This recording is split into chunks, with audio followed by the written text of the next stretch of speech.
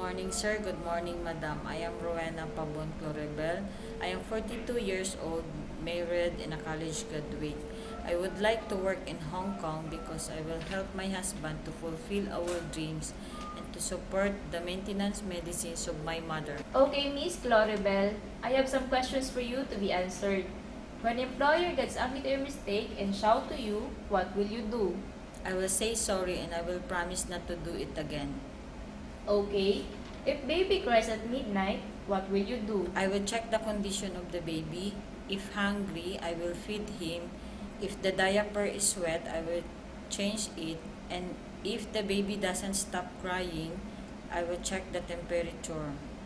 Okay, how you assist the children in crossing the street? I will look at the traffic light, look at left and right, hold the hand of the children tightly, then we will cross the pedestrian lane.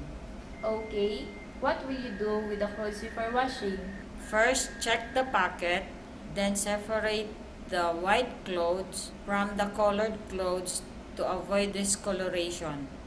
Okay, if you find some money or jewelry in your employer's clothes or in their room, what will you do? I will give it back to my employer because it belongs to them, and I will explain where I found it. Okay, if any serious matter happened to your family, will you go home? No, instead I will send money so that I can help. Okay, Miss Clorebel, will you agree to renew another contract if the employer requests you? Yes, I will renew another contract. It will be my pleasure. Okay, Miss Clorebel, what is your promise to your future employer if they will choose you to be their helper?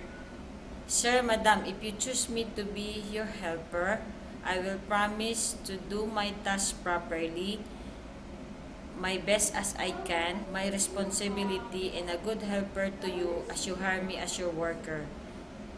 Thank you, sir, madam. Have a nice day.